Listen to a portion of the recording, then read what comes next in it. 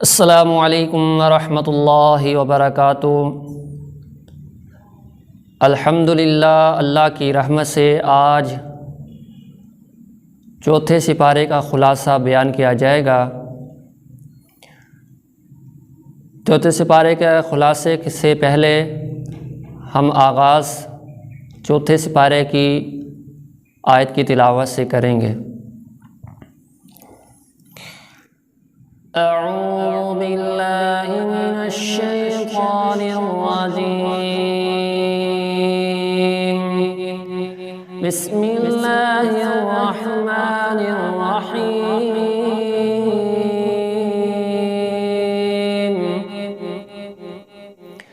لن تنالوا البر حتى تنفقوا مما تحبون وما تنفقوا من شيء فإن الله به عليم۔ كل الطعام كان حلا لبني إسرائيل إلا ما حرم إسرائيل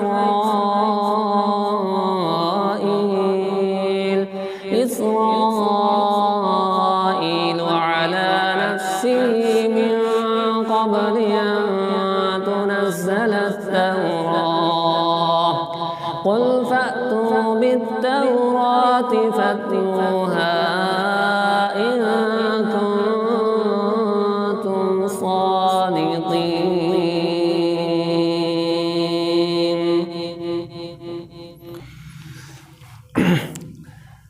نحمدہ ونصلی علی رسولہ الکریم، اما بعد، فاعوذ باللہ السمیع العلیم من الشیطان الرجیم، بسم اللہ الرحمن الرحیم۔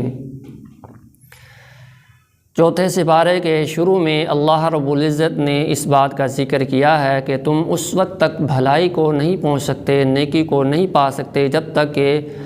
اللہ کے راستے میں ان چیزوں کو خرچ نہ کرو جو تمہارے لیے سب سے محبوب ہیں، جنہیں تم سب سے زیادہ پسند کرتے ہو۔ اور فرمایا کہ اللہ اس کو خوب جانتا ہے کہ تمہارے لیے کیا پسند ہے، تمہیں کیا پسند ہے، کیا ناپسند ہے، یہ تمام باتیں اللہ خوب جانتا ہے۔ اس آیت کے نزول کے بعد صحابہ کرام رضوان اللہ علیہم اجمعین نے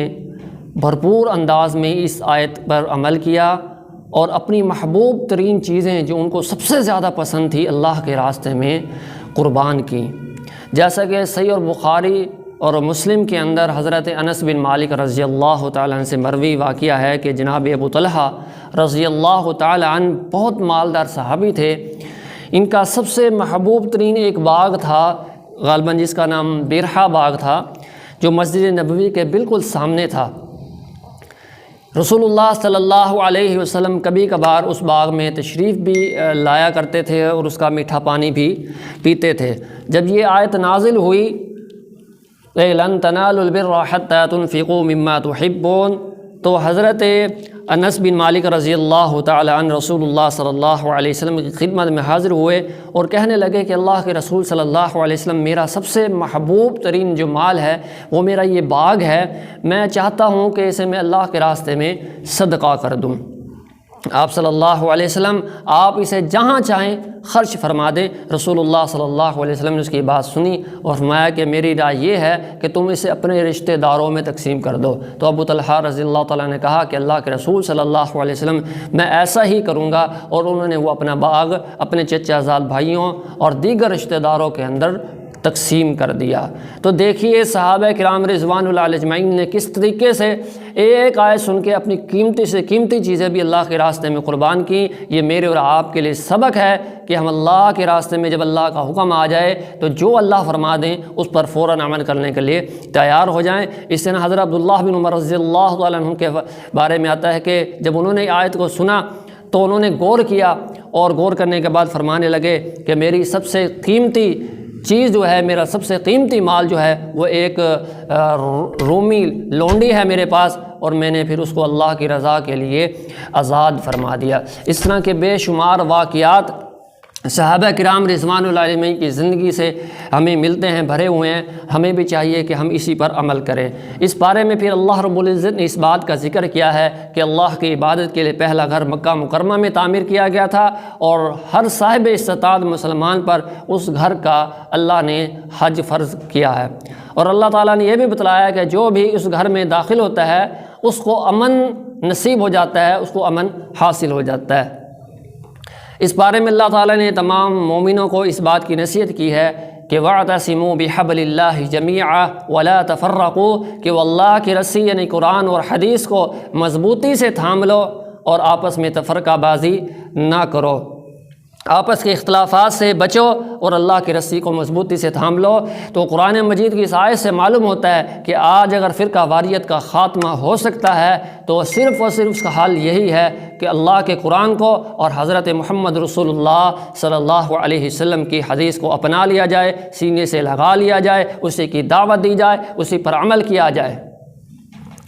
اور پھر اس بارے میں اللہ تعالیٰ نے اس بات کا بھی ذکر کیا ہے کہ قیامت کے دن اہل ایمان کے چہرے سفید اور ایمان کو ٹکرانے والوں کے چہرے جو ہوں گے وہ سیاہ ہوں گے۔ سفید چہرے والے اللہ کی رحمتوں کے مستحق ٹھہریں گے، اور جبکہ سیاہ چہرے والے، کالے چہرے والے اپنے کفر کی وجہ سے شدید عذاب کے اندر مبتلا کر دیے جائیں گے۔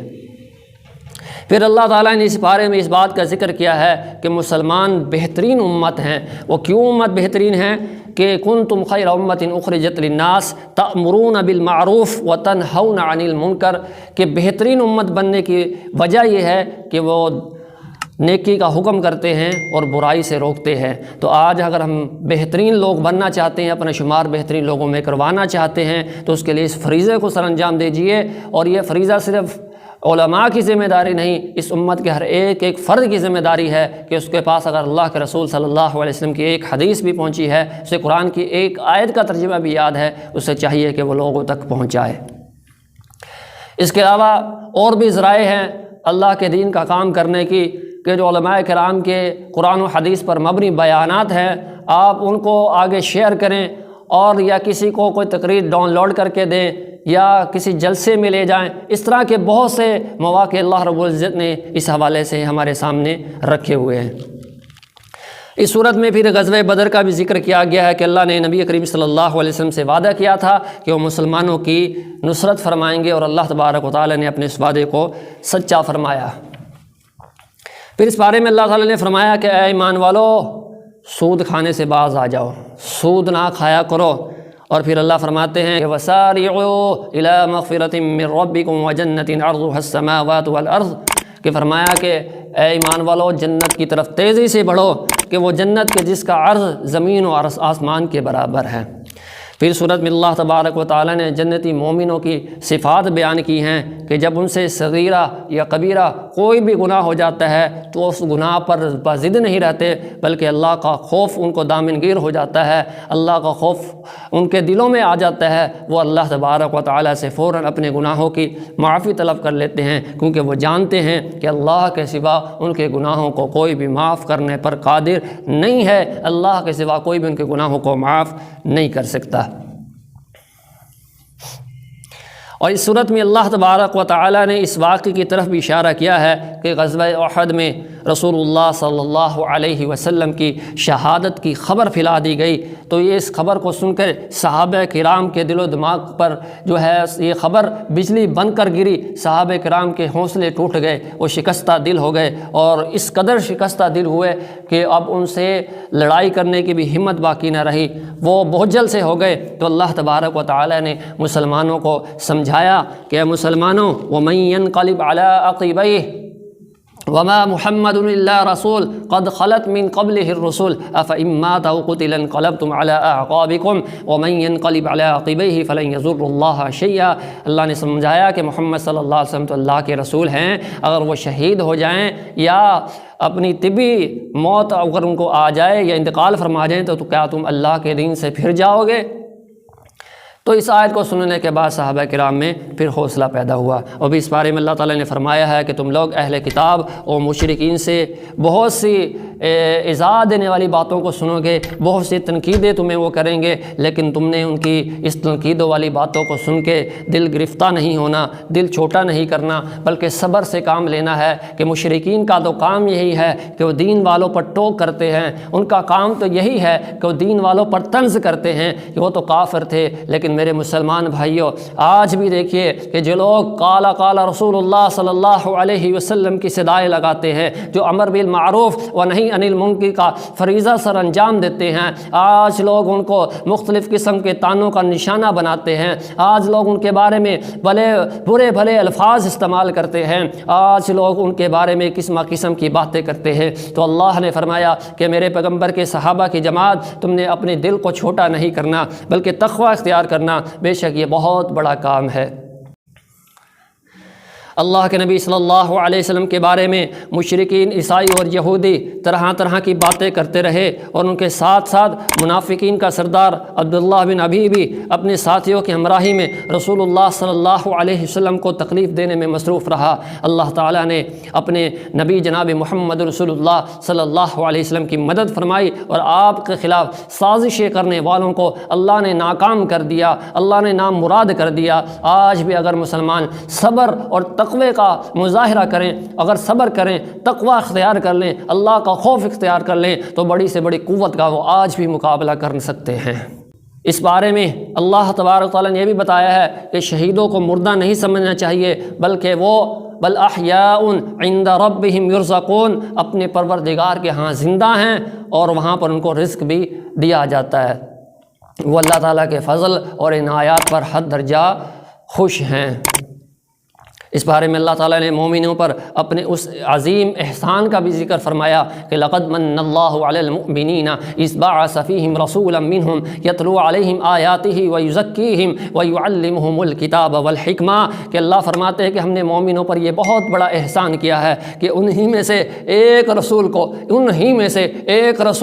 ہم نے ان کی طرف مبعوث فرمایا، جو اللہ کی آیات کی ان پر تلاوت کرتے ہیں، ان کو کتاب اور حکمت کی تعلیم دیتے ہیں۔ کتاب سے مراد قرآن مجید، اور حکمت سے مراد حدیث مصطفیٰ صلی اللہ علیہ وسلم ہیں، اور ان کو پاک صاف کرتے ہیں۔ ان کی آمد سے قبل یقیناً لوگ گمراہی کے اندر مبتلا تھے۔ جب اللہ کی کلام کتاب قرآن مجید آئی اور محمد مصطفیٰ صلی اللہ علیہ وسلم کا فرمان آیا، تو اس کے آنے کے بعد لوگوں کے دلوں سے گمراہی چھٹتی چلی گئی اور روشنی ان کے دلوں کے اندر پیدا ہوتی چلی گئی۔ اور اس بارے میں اللہ تعالیٰ نے یہودیوں کی اللہ کی شان میں کی جانے والی گستاخی کا بھی ذکر کیا ہے کہ انہوں نے کہا تھا نعوذ باللہ کہ اللہ جو ہے وہ مسلمانوں کا رب فقیر ہو گیا ہے، نعوذ باللہ۔ اور اسی بات کو سن کر حضرت ابوبکر صدیق رضی اللہ تعالیٰ عنہ نے اس یہودی عالم کے منہ پر تماچا رسید کیا تھا۔ اللہ فرماتے ہیں سنکتب ما قالوا وقتلهم الانبیاء بغیر حق، کہ ہم ان کی باتوں کو لکھ رہے ہیں ان سے قبل جو وہ انبیاء کرام کو ناحق شہید کرتے چلے گئے۔ اللہ تعالیٰ ارشاد فرماتے ہیں کہ ان کی ان باتوں کی وجہ سے ان کو اللہ تبارک و تعالیٰ جلا دینے والا عذاب عطا فرمائیں گے۔ اللہ سب کو محفوظ فرمائے۔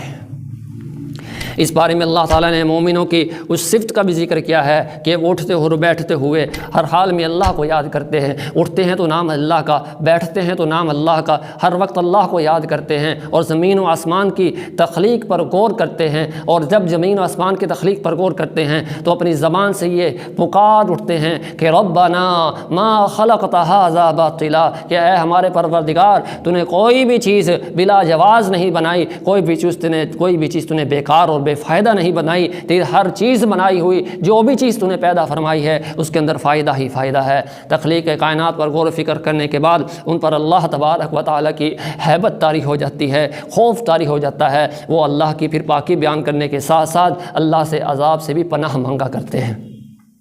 سورہ آل عمران میں دنیا اور آخرت کی بھلائی سمیٹنے والی بہت سی دعائیں مذکور ہیں۔ ہمیں چاہیے کہ ہم دعاؤں کو سنیں، یاد کریں، اور پھر اللہ تبارک و تعالیٰ سے ان دعاؤں کو اللہ کے سامنے پیش کریں۔